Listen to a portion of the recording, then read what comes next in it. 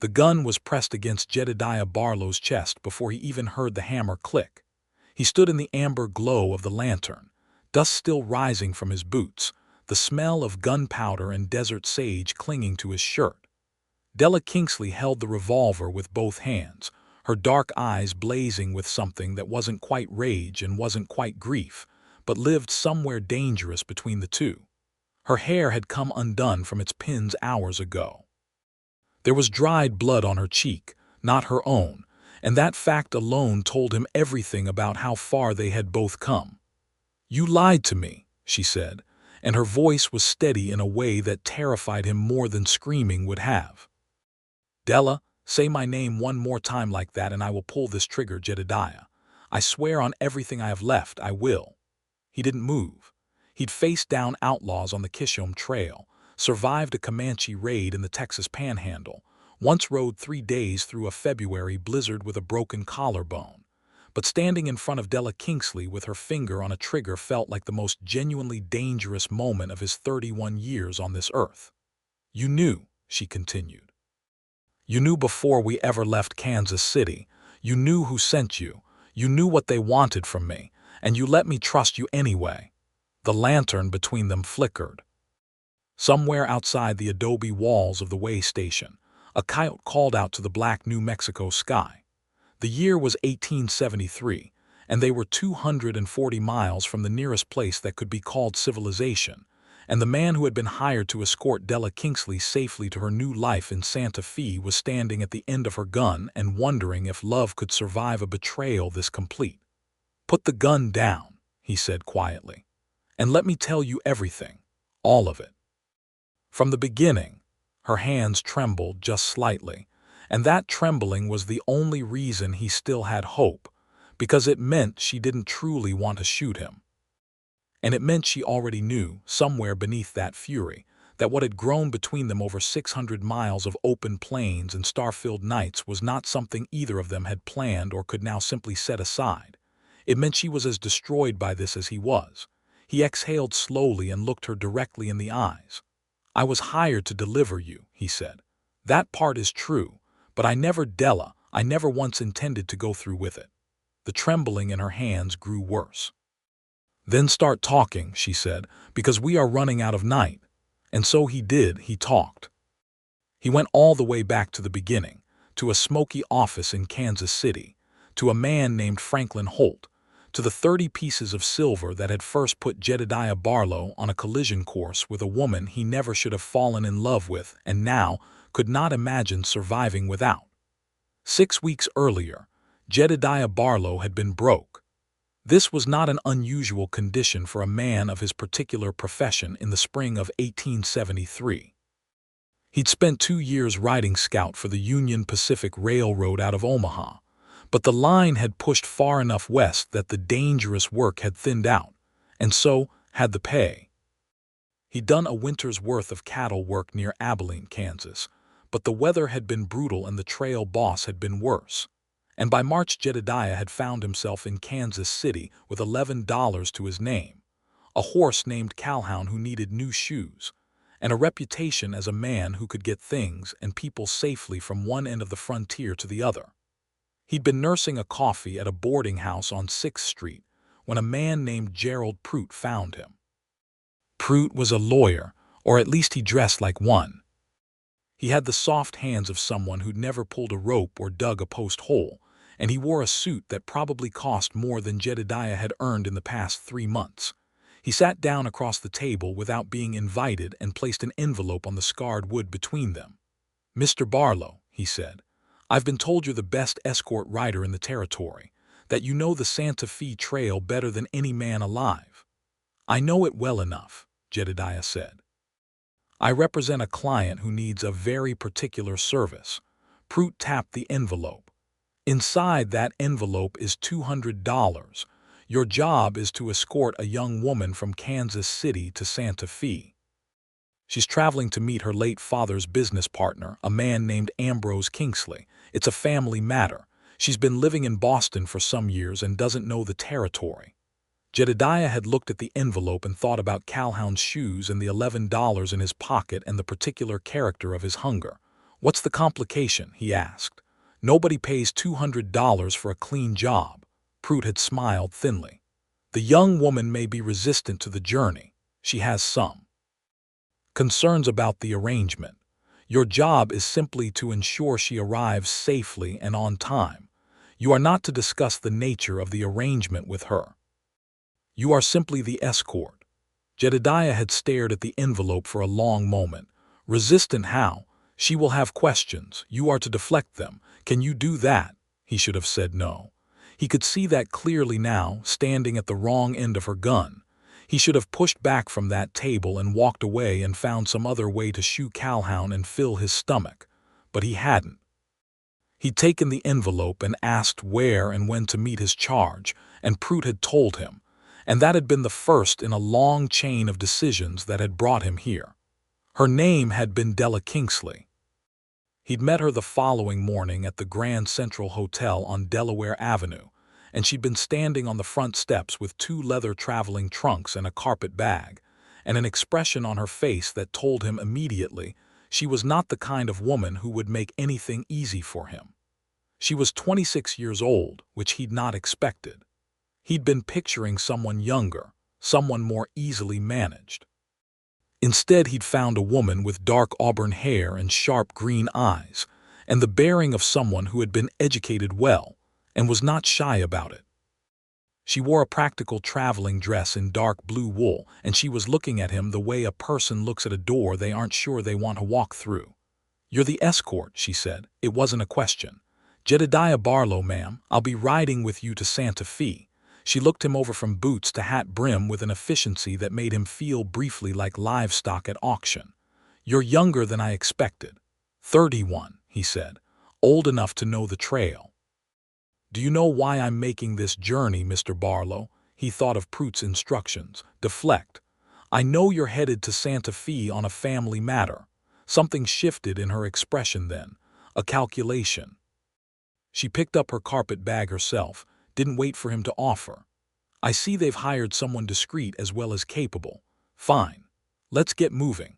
I'd like to make good distance before dark." He'd loaded her trunks onto the wagon and helped her up, and she'd sat beside him on the seat with her hands folded in her lap and her back straight as a rifle barrel, and he'd clicked Calhoun forward and they'd left Kansas City behind in a cloud of spring dust. For the first 2 days, she'd been formal and watchful. She asked questions about the terrain, about water sources and weather patterns, and what the trail looked like beyond Dodge City. She took notes in a small leather journal, writing in a quick, precise hand that he found himself watching more than was entirely professional. She didn't ask him to slow down or complain about the heat or request unnecessary stops. She ate what he cooked at camp without complaint, and slept in her blankets with the matter-of-fact practicality of someone who understood that comfort was a luxury the frontier didn't negotiate. He'd been told she'd been living in Boston, that she was a city woman. But she didn't act like one. On the evening of the second day, camped beside the Pawnee Fork of the Arkansas River with a fire between them and the stars coming out one by one, she'd looked up from her journal and said, "You're not going to ask me anything, are you?" "Not my place," he said. "Whose place is it then?" He turned a stick in the fire. "The people who hired me didn't engage me to ask questions, Miss Kingsley." "No," she said slowly. "They engaged you to not answer them." She studied him across the fire. "What do you actually know about why I'm going to Santa Fe?" "Family business," he said. "That's all I was told." She watched him for a long moment. "Do you know a man named Franklin Holt?" The name hit him like a cold splash of water, though he kept his face still. Franklin Holt was the name Pruitt had mentioned only once briefly as the ultimate client behind the arrangement. He hadn't thought much of it at the time. He thought a great deal of it now. "Should I?" he said carefully. She closed her journal and tucked it into her carpet bag. "Apparently not," she said. "Good night, Mr. Barlow." She'd rolled herself in her blankets, and that was that. But Jedediah lay awake for a long time afterward, watching the fire die and thinking about the name Franklin Holt and the way she'd said it, and the particular kind of dread that had begun to settle in his chest like river mud. The third day they hit Dodge City and resupplied. It was a raw, loud place in the spring of 1873, full of cattle and cattlemen, and the particular lawlessness that bloomed wherever money and whiskey met at a crossroads. Jedediah had been through Dodge a dozen times and knew it well enough to navigate it fast, which he preferred. He was arranging supplies at the general store on Front Street when he overheard two men talking quietly at the end of the counter. One of them said the name Kingsley. He went still and listened without appearing to listen. The second man said something about the deed and the silver mine and Franklin Holt's patience running thin. The first man said she had to arrive before the 15th or the whole arrangement was void. Jedediah paid for his supplies and walked out into the spring wind of Dodge City and stood beside the wagon and made himself breathe evenly while the shape of the true arrangement assembled itself in his mind like a puzzle finding its pieces. The silver mine, the deed, Franklin Holt. He knew the name now. Every man who'd spent time in the New Mexico territory knew the name Franklin Holt. He was a land speculator and a mine operator out of Santa Fe, a man of considerable wealth and considerably worse character, a man who'd made his fortune by finding legal and extra-legal mechanisms to take land and mineral rights from people who didn't understand the new territorial laws well enough to protect themselves. He was the kind of man who had lawyers like Prout as pets. And Della Kingsley, the young woman writing in her journal beside the campfire, was being delivered to him. Jedediah had climbed back onto the wagon with a very different understanding of the $200 in his saddlebag, and he'd spent the rest of the day riding in silence while Della observed the landscape and made her notes, and he turned the problem over and over in his mind like a coin he couldn't decide how to spend. He was hired help. That was the job. He'd taken the money. The $200 was already partly gone, spent on supplies and Calhoun's shoes, and the debt he'd owed a man in Kansas City. The responsible thing, the safe thing, the financially rational thing was to deliver Miss Della Kingsley to Santa Fe as contracted, and let the law or the lawyers or the territory sort out whatever came next. But there was the way she'd said Franklin Holt's name, like it was a trap she already half suspected she was walking into. That evening, west of Dodge City, with the Kansas plain rolling out ahead of them like an endless amber sea, he'd made a decision that he understood would probably cost him significantly. "Miss Kingsley," he said. She'd been reading from a small book, holding it against the swaying of the wagon. She looked up. "There's something I need to tell you," he said. He told her about the men in Dodge City, about what he'd heard. He didn't yet tell her the full scope of what he'd known when he took the job because he wasn't entirely certain and because the words kept snagging on the guilt in his throat. But he told her about the silver mine and the deed in Franklin Holt's timeline. She'd gone very still. "The deed," she said after a long moment. "My father's silver mine, the one he left me in his will." "I think so," Jedediah said. She was quiet for a long time. The wagon rolled. The grass bent in the wind. A hawk turned slow circles above them against the blue April sky. "How long have you known about Franklin Holt's connection to this trip?" she asked. "I knew his name was involved when I took the job," he said. "I didn't know the full shape of it until Dodge." She turned and looked at him, and the fury in her eyes was precise and controlled and absolutely devastating. "You knew his name, and you took the job anyway." "I needed the work," he said, and even as he said it, he understood how small and insufficient it was. "Everyone who has ever done something wrong has needed something," she said. She turned away from him and didn't speak for the rest of the day. She didn't speak to him the following morning either, except in the most utilitarian terms necessary for travel. He bore it. He understood it was deserved. He kept them moving southwest, into the Oklahoma territory, following the Cimarron cutoff of the Santa Fe Trail, and he handled camp and water and navigation with the competence that was, he understood, the only currency he currently had with her. On the 5th day, something changed. They were crossing a section of trail that had been unpredictable that spring, with flooding from heavy rains turning certain low sections into mud that could swallow a wagon wheel. Jedediah had been watching the ground carefully and had turned them south to avoid a bad stretch. But the detour added time and brought them close to a creek that was running higher and faster than he liked. He was walking the horses across when the bank gave way on the downstream side. The wagon lurched violently. One wheel dropped into a hole hidden by the rushing water. Della was thrown sideways off the seat and into the creek, which was cold and fast and had rocks in it, and Jedediah was off his horse and into the water in the same motion, before conscious thought had time to form an opinion about it. He caught her before she went under the second time. She was gasping from the cold, clinging to his arm with both hands, her traveling dress soaked through and heavy. He got them both to the bank and hauled her up onto the grass, and she collapsed onto her hands and knees, coughing creek water, her hair and her face. He knelt beside her. "Are you hurt?" She coughed again and shook her head, getting her breath back. After a moment she sat up and pushed her hair from her face and looked at him with an expression that was mortifyingly close to gratitude but wasn't quite ready to be that yet. "The wagon," she managed. "Still in the creek. We'll get it out." He looked her over quickly for injuries. "Can you stand?" She could. They got the wagon out together, which was not a graceful process. It took an hour and cost Jedediah most of his dignity, and both of them were soaked and muddy by the end of it.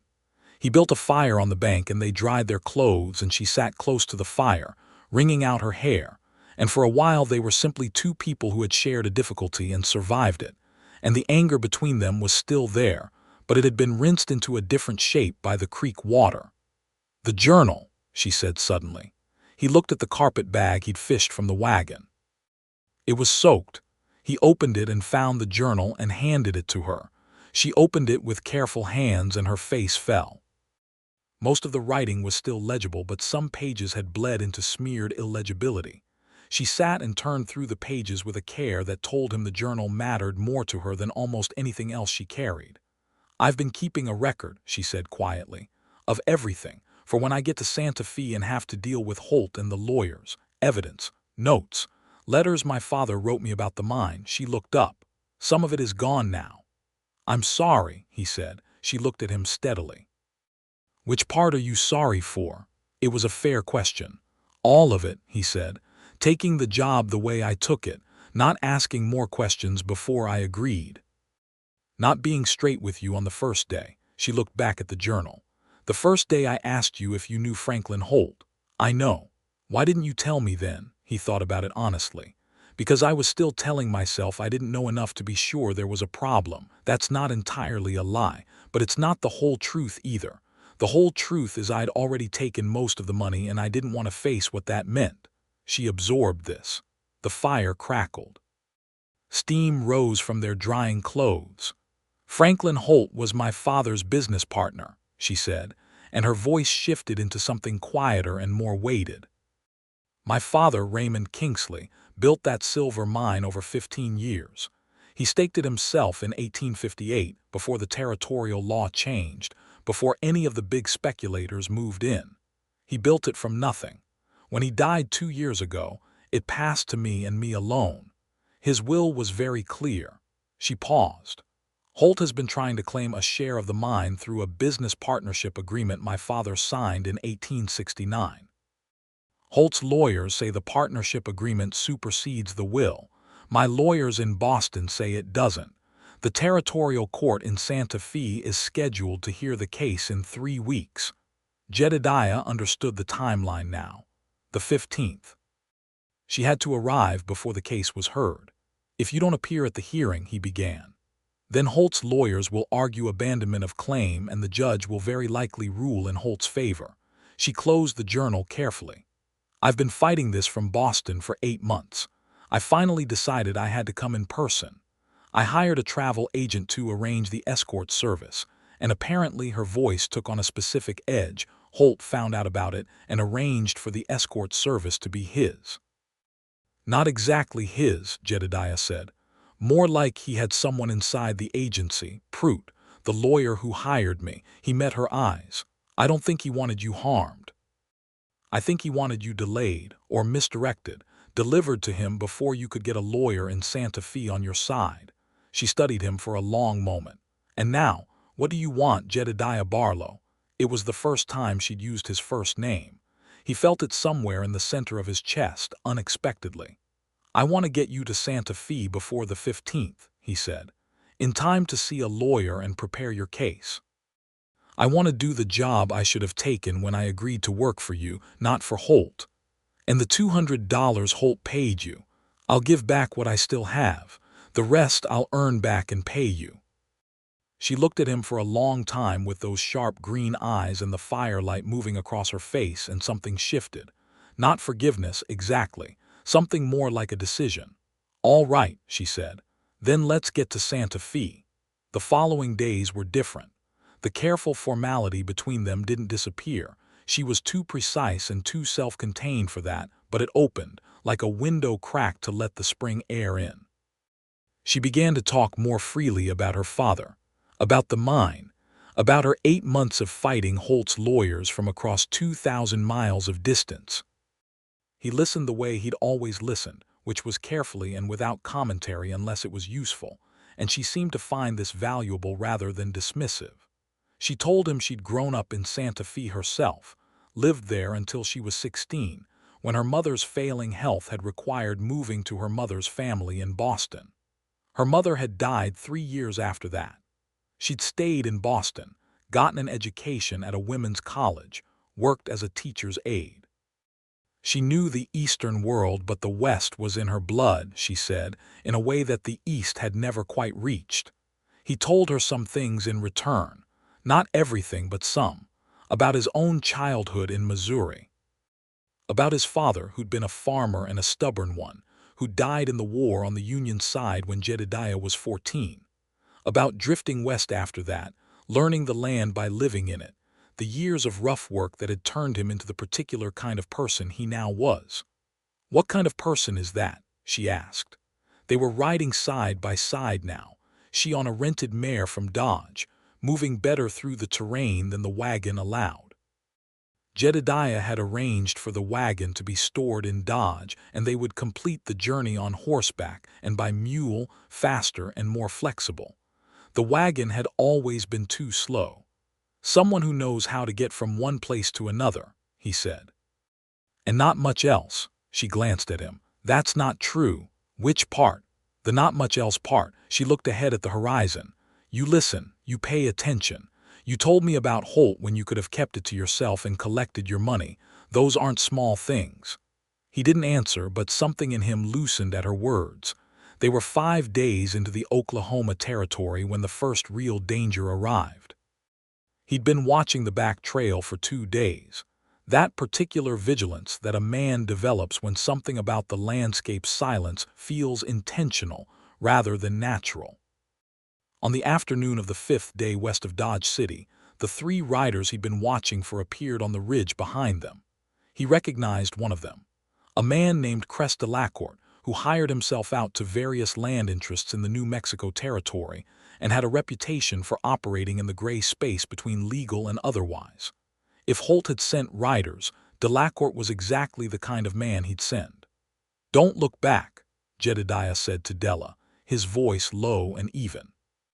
"But we have company behind us." She kept her eyes forward. "How many?" 3. "One of them works for Holt." She absorbed this without visible distress. "What do you want to do?" He looked at the terrain ahead. They were moving into the edge of the Cimarron Desert country, the driest and most demanding stretch of the Santa Fe Trail. He knew it well.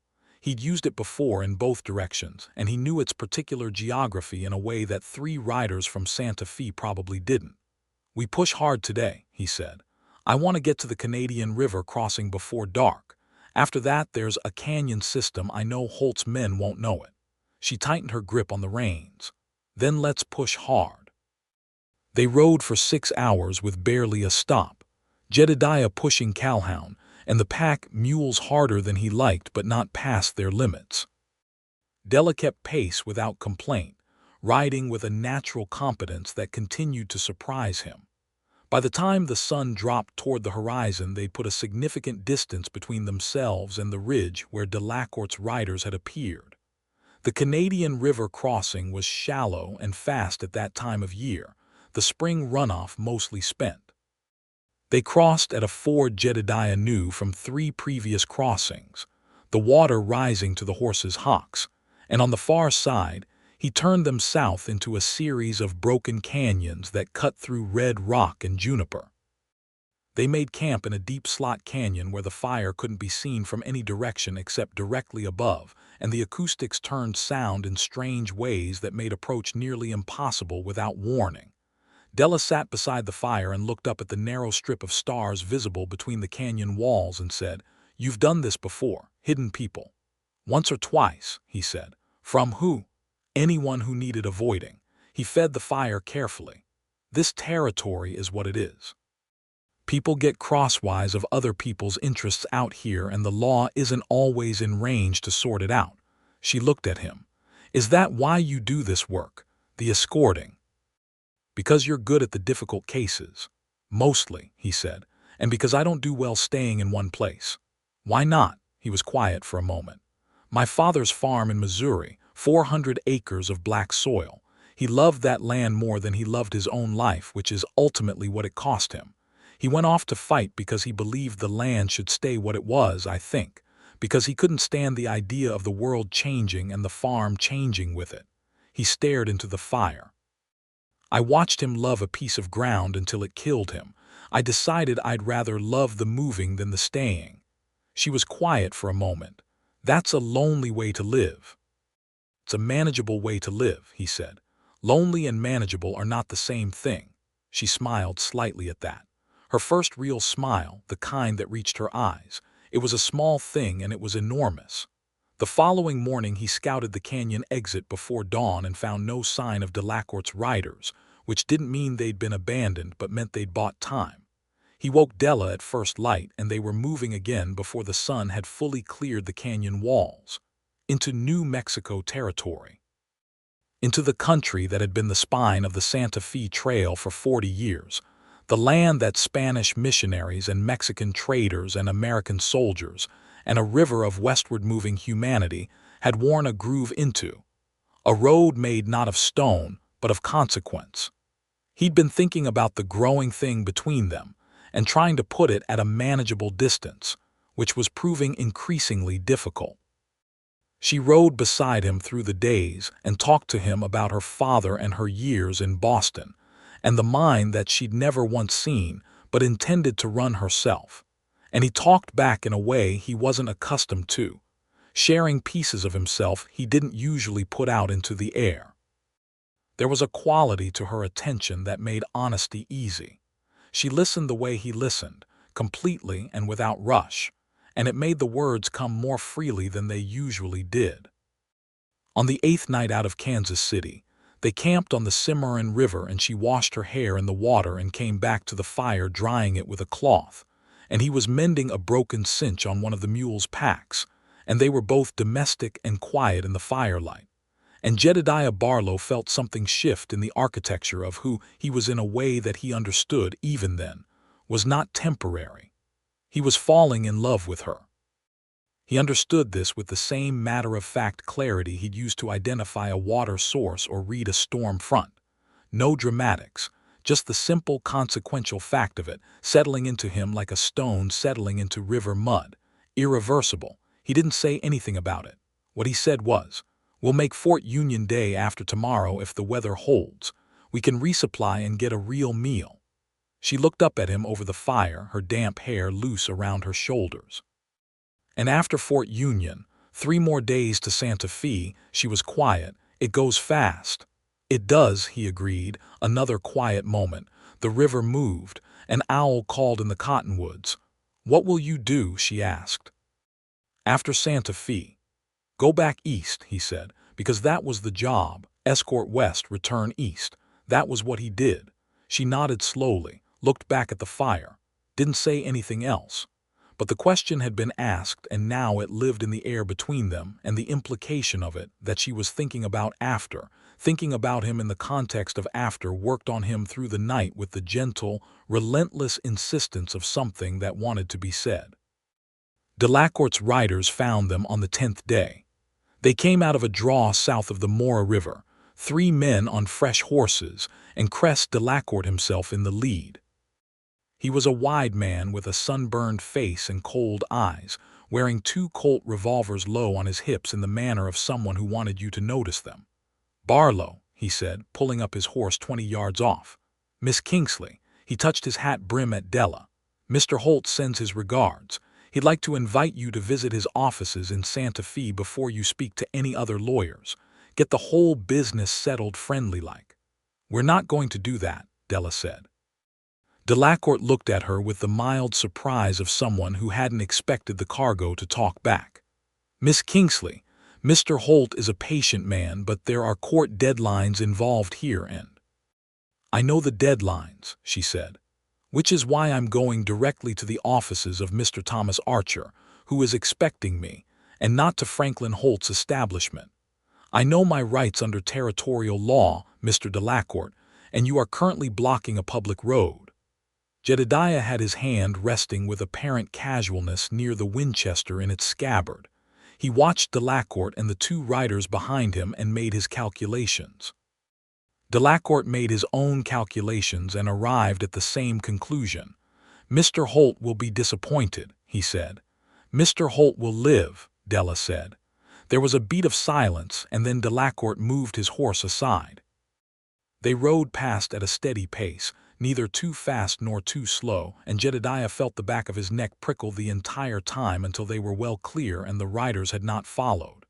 "You handled that well," he said. "I've been dealing with Holt's people for 8 months, she said. "They bluster. They rarely go further than bluster in the open because Holt needs his legal standing. If he ordered violence against me, his case in court would collapse." She paused. "I think the frontier version of his people is less predictable than the Boston version. He won't send them after us again before Santa Fe," Jedediah said. "The risk is too high and we're too close.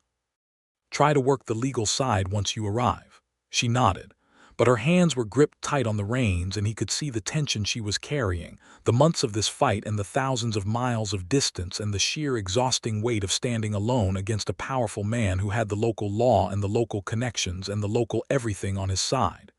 "Your father built that mine," Jedediah said quietly. "He built it," she said. "Then you'll keep it." She looked at him. "You sound very certain." "I am," he said simply. Something happened in her eyes then. Something warm and unguarded and quickly reined in, but not quickly enough that he missed it. That night, the 11th night, camped in the foothills of the Sangre de Cristo Mountains with Santa Fe a day and a half ahead of them, they sat by the fire and talked until the night was deep and cold, and neither of them moved to their blankets.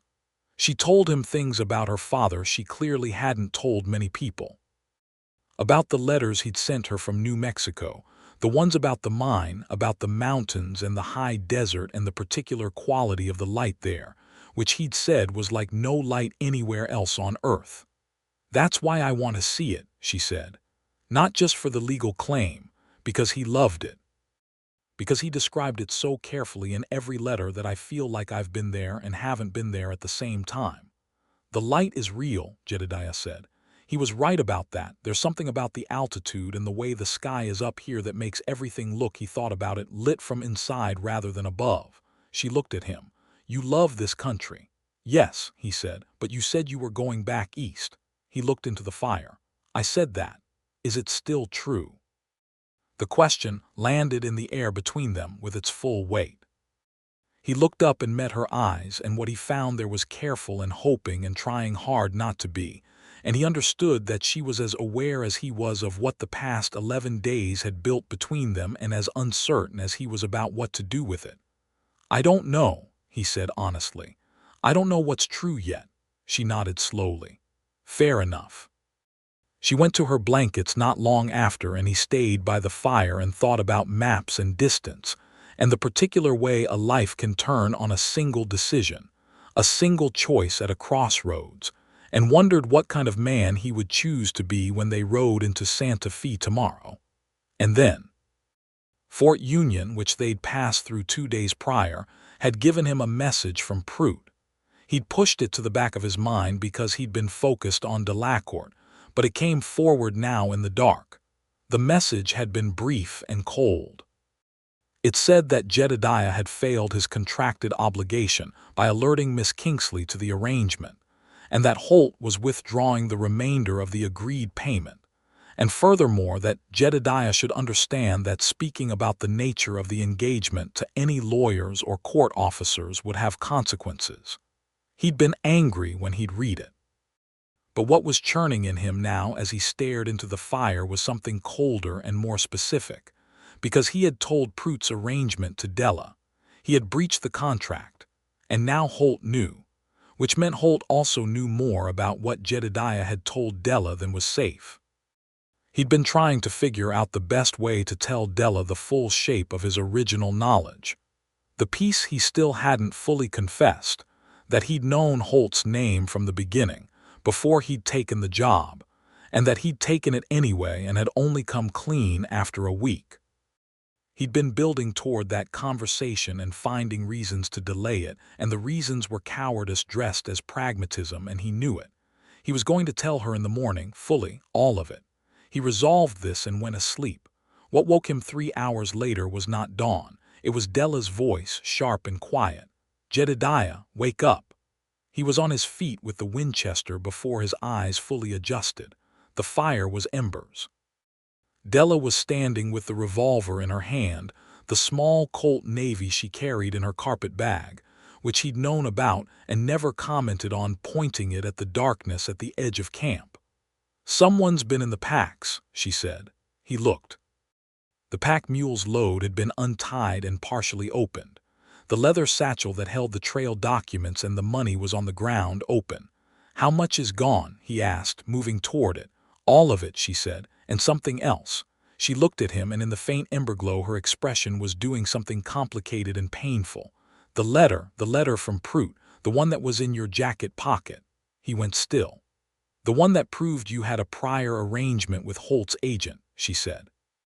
"Before you took the job." He stood in the darkness with the rifle in his hands and the silence of the New Mexico night around them and the sound of his own heart, and he said, "Della, how long did you know?" she said. "Before Dodge City.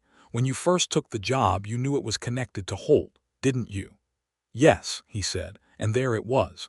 She looked at him for a long moment, and the gun came up. "You let me trust you," she said. "You let me think you had become someone I could trust. And the whole time you were holding the piece back, the piece that changed everything." "I was going to tell you," he said. "In the morning, I had decided." "Don't," she said. The gun was level and steady. "Do not tell me what you had decided in the morning. Someone was in our camp tonight and took the evidence, took all our money, and the letter that proved you lied to me from the beginning." Her voice broke on the last word just slightly and then steadied. "Was it Holt's men, or was it you arranging to?" "It was Holt's men," he said, and his voice was raw with the urgency of being believed. "Della, I did not do this. Look at me. You have known me for 11 days. You know when I'm being straight with you." She was breathing hard. The gun didn't waver.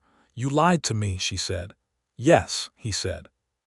"And I am standing here in front of your gun in the dark telling you everything without the first exit from it, because everything in me wants you to understand the truth.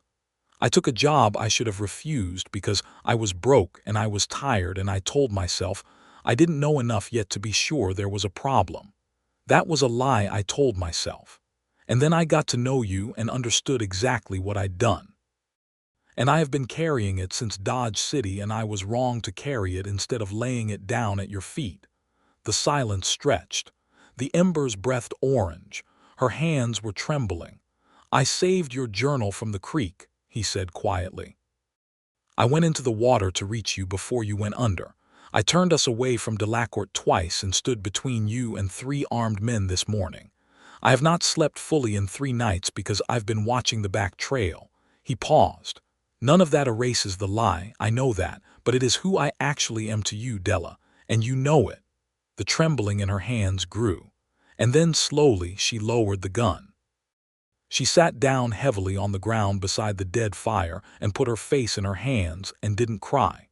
She was too angry for tears. She just sat with her hands over her face, and he stood where he was, breathing, and the night was enormous around them. After a long time she looked up. "You tell me everything," she said, Right now, everything you knew and when you knew it and every single thing you held back, and then I will decide what happens next." He sat down across from her in the dark and he talked. He told her all of it from the beginning, every piece, Pruitt's instructions, the $200, the name Franklin Holt and the fact that he'd recognized it when he heard it. The envelope and the coffee at the boarding house on 6th Street, and the shame of being broke, and the rationalization that had let him take the money anyway. She listened without interrupting him. When he finished, the sky in the east had gone from black to a dark violet blue. Dawn was coming. A bird called once from somewhere in the juniper. "You're a complicated man, Jedediah Barlow," she said. "Yes," he said, "but I don't believe you're a dishonest one, not fundamentally." She was quiet for a moment. "I think you made a bad choice when you were desperate and then spent 10 days trying to work back to the person you actually are." He said nothing because she was correct. "We've lost all the money," she said, "and the letter is gone, which means less leverage against Holt in the formal proceedings. But I still have my father's will and my mother's documented provenance of the original claim, and the partnership agreement my Boston lawyers showed me had Holt's forged date on it." She straightened. "I can still win this case." "I believe you can," he said. She looked at him. Her eyes in the growing dawn light were complicated and direct, and his.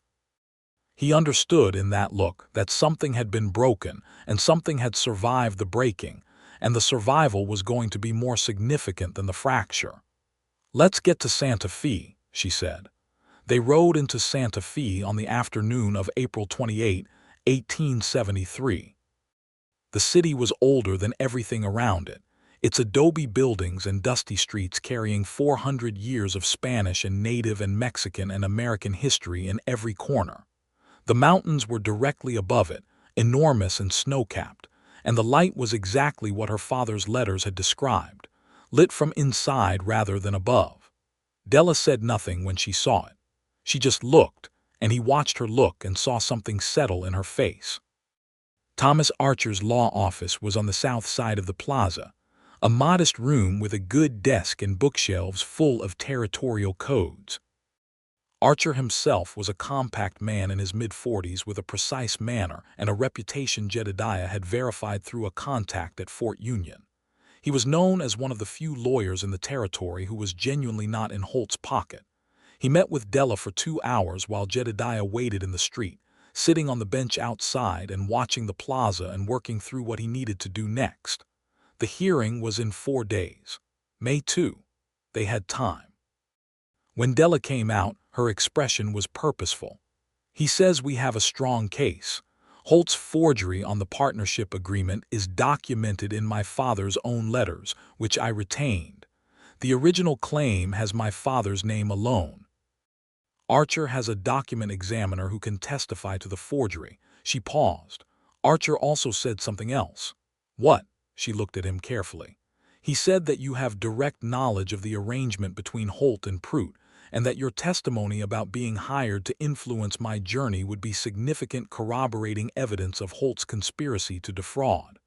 Jedediah understood what she was asking. "I'll testify," he said. She studied him. "It would mean giving up any claim to the $200 and exposing Pruitt's arrangement, and it would make Holt an enemy." "He's already my enemy," Jedediah said. "I'd rather be his enemy for the right reasons than his tool for the wrong ones." She looked at him for a moment that felt longer than it was, and something in her softened in a way that had nothing to do with the legal case. "Thank you," she said. "Don't thank me," he said. "It's what I owe you." "It's more than that," she said quietly. He held her gaze and she held his, and neither of them looked away. The 4 days before the hearing were full and fast and unlike anything Jedediah had experienced. He worked with Archer's office, giving a detailed formal statement about the Pruitt engagement and the instructions he'd been given, the overheard conversation in Dodge City, Delacourt's riders, and the camp robbery. Archer turned it into a formal affidavit and had it notarized and filed with the court. Della worked alongside Archer preparing her primary case, organizing her father's letters and the provenance documents and the original claim paperwork. She was methodical and exhausting and brilliant, and Jedediah watched her work with the kind of attention that was not going to be easily redirected. Holt made 2 attempts at negotiation through intermediaries, both of which Della declined. Delacourt came to the hotel where Jedediah was staying and suggested with pointed civility that Jedediah might want to reconsider his involvement in the matter before things became professionally inconvenient for him. Jedediah told him that he'd reconsidered and was comfortable with his current position, and Delacourt left without pressing it further, which confirmed what Della had said about Holt needing his legal standing. The hearing was on May 2 in the territorial court, a formal room with benches and a judge named Cornelius Howell, who had a reputation for being meticulous if not precisely warm. Holt appeared in person, flanked by 3 lawyers and wearing a suit that probably cost more than Jedediah's horse.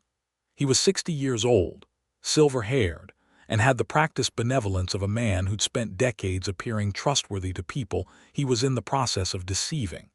He nodded to Della across the courtroom with every appearance of gentlemanly regard, and the courtroom, Jedediah thought, contained the highest concentration of dishonesty he'd been in since Dodge City. The hearing lasted most of the day.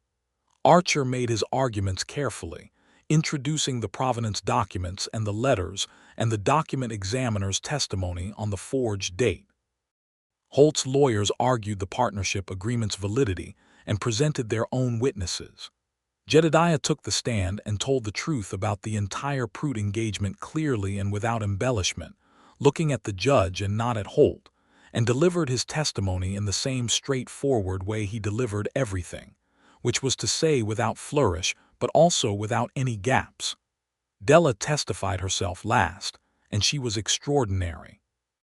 She spoke about her father and the mine, and the 8 months of fighting from Boston and the journey west, and what had happened on it with a clarity and composure that made the courtroom very quiet. Judge Howell recessed for an hour. When he returned, he ruled in favor of Della Kingsley. The partnership agreement was found to be fraudulently dated and therefore invalid. The mine and all associated property and mineral rights were confirmed solely in the ownership of Della Kingsley, as per her father Raymond Kingsley's will and the original 1858 claim. Holt was ordered to cease all operations on the property and pay court costs. Holt's expression didn't change.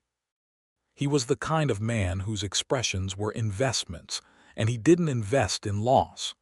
Della, beside Archer, didn't make any visible demonstration either. She sat very still for a moment, and then she nodded slightly to herself, as if confirming something she'd already known. It was only afterward, outside on the plaza in the bright May afternoon with the mountains golden above the city, that she turned to Jedediah and said, "It's over." And then she put her face against his shoulder, and he wrapped his arms around her gently, and she breathed for a moment that was something close to relief and something close to release and something that was entirely her own.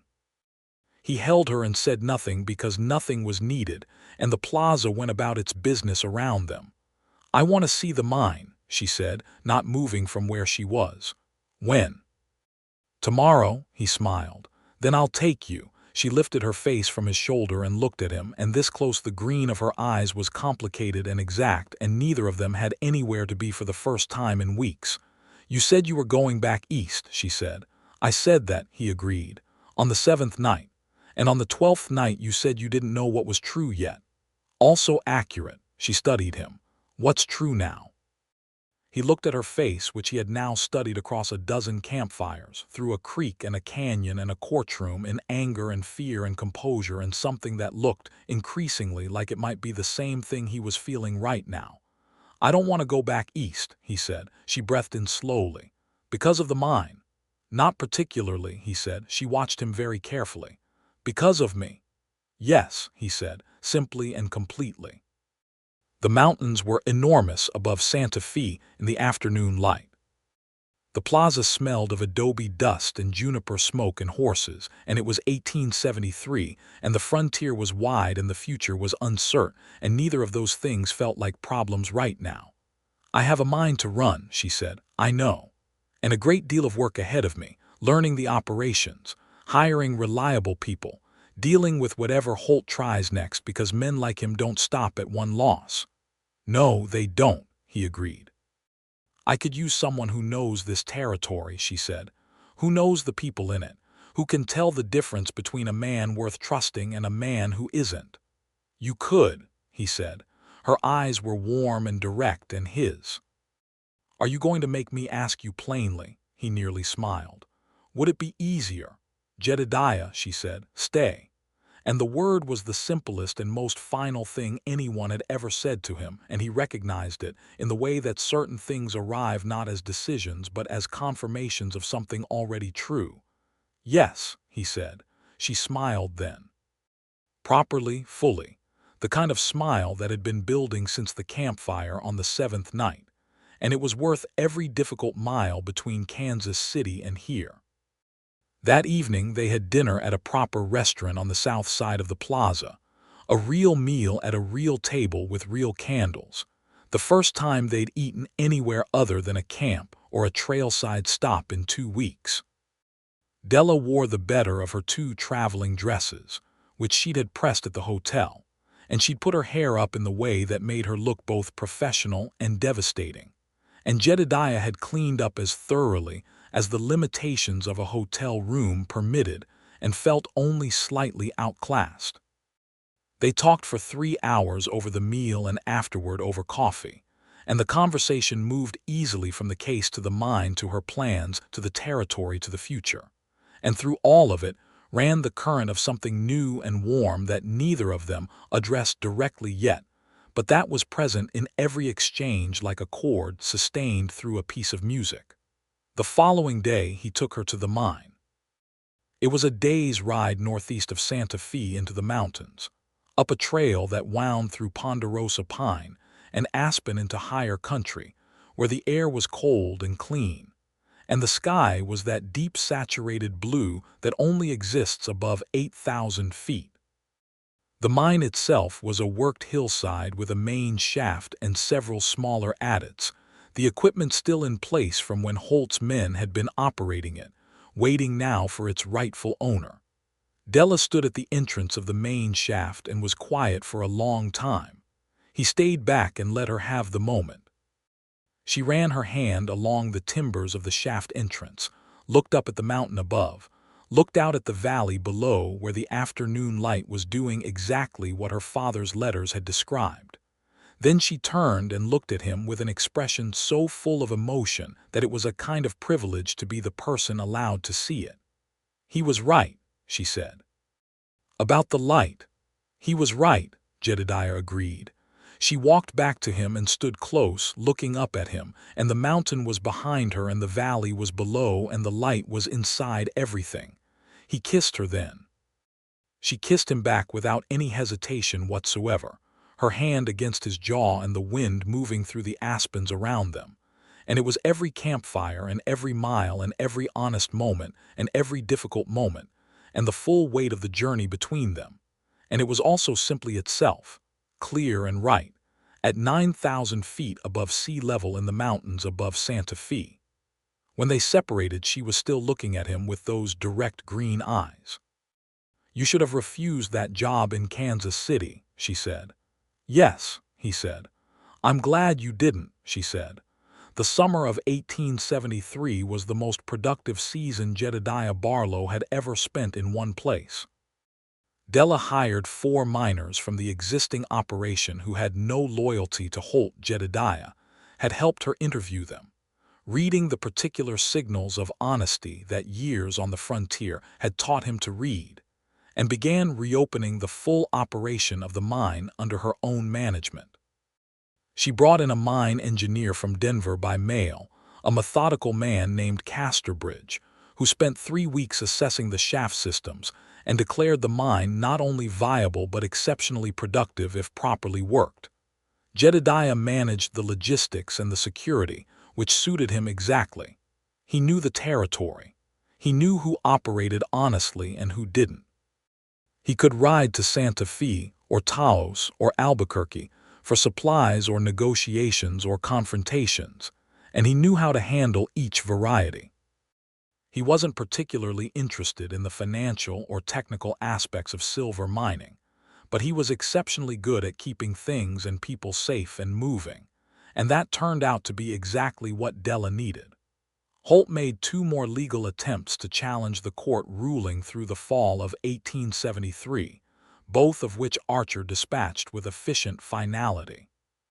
By winter, it was clear that Holt had accepted the loss, as men like him accepted losses, not with grace, but with the strategic patience of someone recalibrating for a future opportunity that Jedediah intended to keep from ever being available. Della moved into the ranch house adjacent to the mine property, a solid adobe structure that her father had built for exactly this purpose. Jedediah had his own room in the bunkhouse he'd organized for the miners and the ranch hands, which was proper and appropriate for the first months, and which became increasingly less so as the fall deepened into winter, and the mine hummed, and the work was good, and the evenings in the ranch house were full and warm. He proposed to her in October of 1873, which was not a particularly romantic setting. They were going over supply accounts at the kitchen table, and a lamp was flickering and needed its wick trimmed, and there was ink on her right hand from writing. But the moment was entirely honest and entirely right. He put down his pen and looked at her and said, "Della, I'd like to marry you." She looked up from her ledger. "I was wondering when you were going to get around to it," she said. "Is that a yes?" She put down her pen. "That is very much a yes." And then she laughed, which was a sound he'd been collecting since the 7th campfire and never tired of.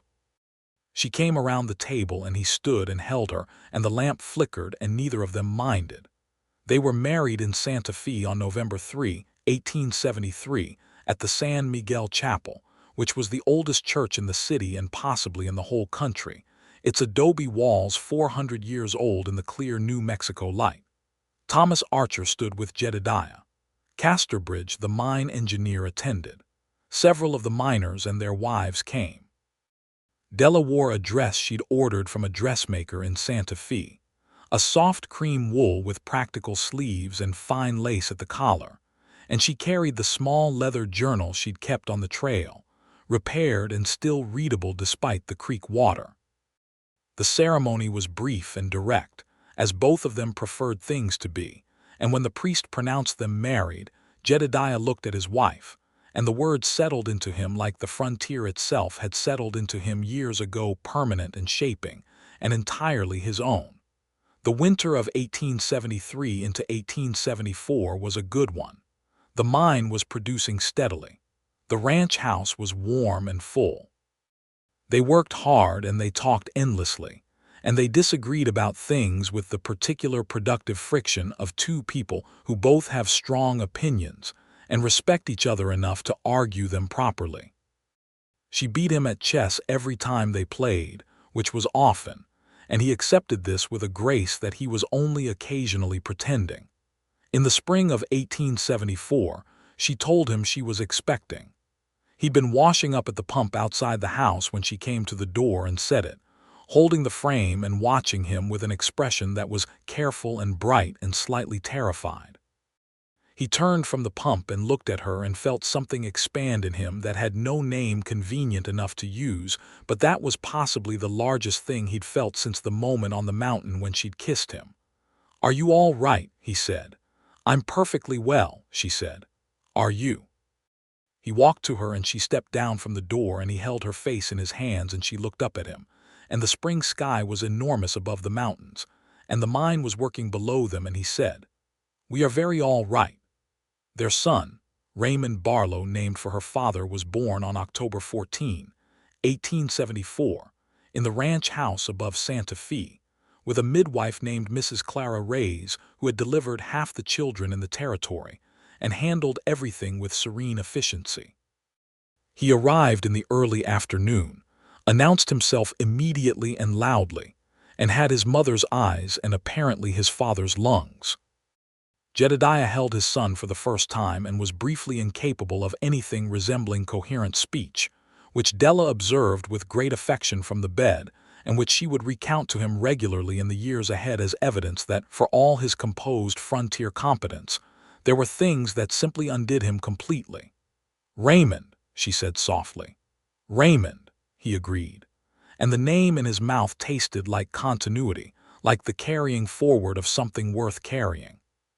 Franklin Holt died in the spring of 1875 of a heart attack in his Santa Fe offices, which resolved the last of the legal uncertainty surrounding the mine and the property in a way that no one involved had quite expected, but all involved found satisfactory in their own private ways.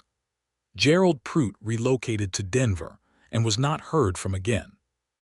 Della took a job with a cattle operation in Arizona Territory and was heard from precisely once, which was a brief letter to Jedediah delivered through Fort Union that said only that he'd heard Barlow had married the Kingsley woman and that he supposed there was justice in that, and which Jedediah showed to Della, and about which they both had a great deal of complicated amusement. The mine continued to produce. By 1876, it was one of the most productive silver operations in New Mexico Territory, and Della's management of it was precise and fair, and highly regarded among the men who worked it and the merchants who depended on it. She hired 2 more miners, negotiated favorable contracts with the Santa Fe railhead, which was inching closer every year, and brought a school teacher to the small community of families that had grown up around the mine property. Jedediah managed the property's security and logistics, took on a small number of guiding contracts in the territory for people who needed the kind of competent escort he provided, and was widely regarded among the men in the territory as someone whose honesty made him somewhat unusual and entirely dependable. He was not displeased by this reputation. They had a second child, a daughter, in the fall of 1876. They named her Anne, for no particular historical reason except that it suited her immediately and completely. She arrived with much more composure than her brother had managed, looked around the room with apparent calm assessment, and was thereafter known in the family as a child who preferred to observe the situation before committing to an opinion, which Della said she had gotten from her father and Jedediah said she had gotten from her mother. Thomas Archer came to dinner at the ranch house regularly and brought legal updates and good wine from a merchant in Albuquerque. Casterbridge, the mine engineer, became a permanent hire and a friend, teaching Raymond, when he was old enough, the rudimentary workings of the shaft systems with great thoroughness and the occasional gentle lecture. The Santa Fe Trail, which had been the spine of their beginning, officially ceased operation as a commercial route in 1880 when the Atchison, Topeka and Santa Fe Railway completed its line into Santa Fe. Jedediah stood at the new depot with Della and 5-year-old Raymond and 3-year-old Anne on the day the first train arrived, watching the iron engine breathe steam in the mountain air, and thought about the changes that had moved through the territory in the 7 years since he'd ridden out of Kansas City with $200 of bad money and no idea what he was riding toward. "The trail's done," he said. Della stood beside him with Anne on her hip, watching the train. "The trail is done," she agreed. "But the land doesn't change." He looked at her, 33 now, and she wore the years well, as people who live with intention tend to do. There was a confidence in her that had always been there but had grown fuller, more rooted, like a tree that had found its proper soil. The mine, the ranch, the children, the fight won and the life built from it. "What are you thinking?" she asked, which she still asked him because he still had a tendency toward long internal silences that she had learned to tolerate with only occasional impatience. "Thinking about Kansas City," he said. She looked at him.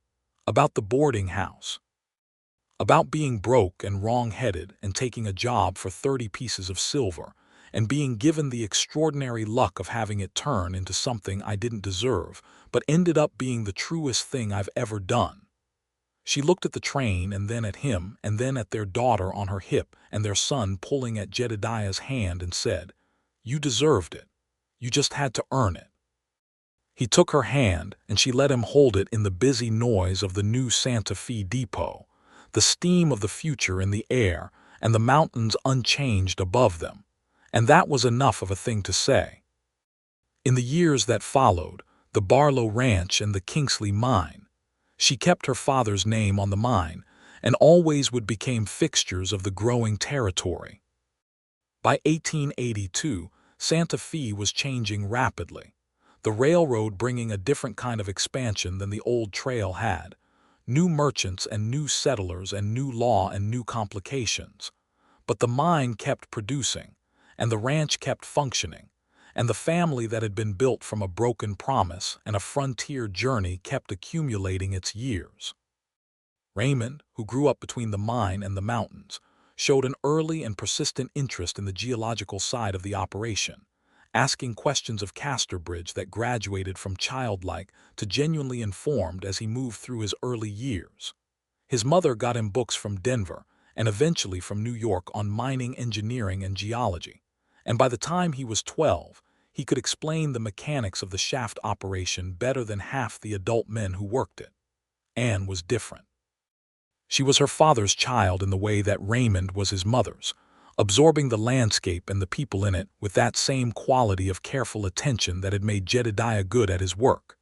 She rode well and read constantly, and was interested in everything and partial to nothing, which made her both delightful and occasionally exhausting. They had a third child in 1884, another son, named James, who arrived in the middle of a June thunderstorm and seemed entirely unbothered by the noise. He was, from the beginning, the sunniest of the three, with his mother's smile and his father's quiet, and a way of finding the pleasant aspect of any situation that delighted everyone who knew him. The family grew into itself, and into the land that held it. The injustices of the territory were real and ongoing. The displacement of native peoples from their land continued through the 1880s under federal pressure, and Jedediah, who had spent years in contact with Comanche and Apache and Pueblo peoples in the territory, understood the full and shameful scope of what was happening to them, even as he lacked the power to stop it. He and Della both treated the Pueblo people of the region with the respect they deserved, and employed several Pueblo men and women at the ranch over the years, paying fairly and without the paternalism that characterized too many such arrangements in the territory. It was a small thing. It was not enough, but it was what they could do, and they did it without waiting to be asked. There were difficult years. 1885 brought a drought that stressed the ranch badly and required difficult decisions about the mine's water usage. 1887 brought a drop in silver prices that tightened the margins for 6 months and required Della's most intensive financial management to navigate without laying off workers. She did not lay off workers. She managed something else instead, with a combination of strategic debt and careful renegotiation of contracts that Archer found professionally admirable and slightly staggering. Through the difficult years and the easy ones, through the changes the territory was working through as it pressed toward statehood and modernity, the center of the thing held. They were a marriage in the truest sense, not the performance of it but the substance of it, the particular dailiness of two people who had chosen each other honestly and kept choosing each other through the choosing getting sometimes harder and sometimes easier. They still talked until late. They still disagreed with productive friction. She still beat him at chess. He still had long internal silences that she had learned to read with something close to fluency, recognizing the specific quality of his quiet that meant he was troubled, versus the quality that meant he was content, versus the quality that meant he was simply thinking through a problem she hadn't yet been told about. In the spring of 1890, Jedediah Barlow rode the old Santa Fe Trail route one more time, alone, from Santa Fe back to the Kansas border. Not for any professional reason. He needed to do it, he told Della, and she understood without requiring more explanation than that. He rode it in the opposite direction from the original journey, east rather than west, and found it much changed by 17 years of traffic and history and the railroad's transformation of the commerce patterns of the plains. The way stations were mostly gone or transformed into town foundations.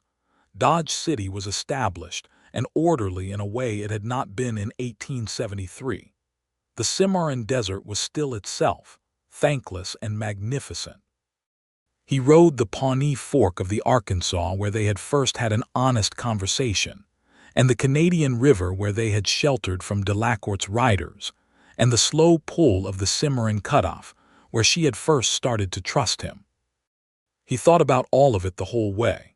He was gone for 3 weeks and returned to Santa Fe on a Tuesday afternoon in April with Calhoun's replacement. The original Calhoun had died peacefully at the ranch in 1881 at a fine old age, dusty and somewhat sun-beaten, and carrying in his saddlebag a piece of limestone from the Pawnee Fork of the Arkansas where they had camped. Della came out of the house when she heard the horse and stood on the step and watched him come up the road with the mountains behind him, and she had her arms crossed and her head tilted in the way that meant she was working out what she thought about something. He dismounted and she came down the steps and he held out the piece of limestone. She took it and looked at it. "Pawnee Fork," he said. She looked up at him. "You sentimental man." "Don't tell anyone," he said. She laughed and stepped into his arms, and he held her in the spring afternoon outside the house that they had built together in the shadow of her father's mountain. And the mine was working below them, and the children were somewhere in the property, and the territory was old and new and complicated and entirely theirs.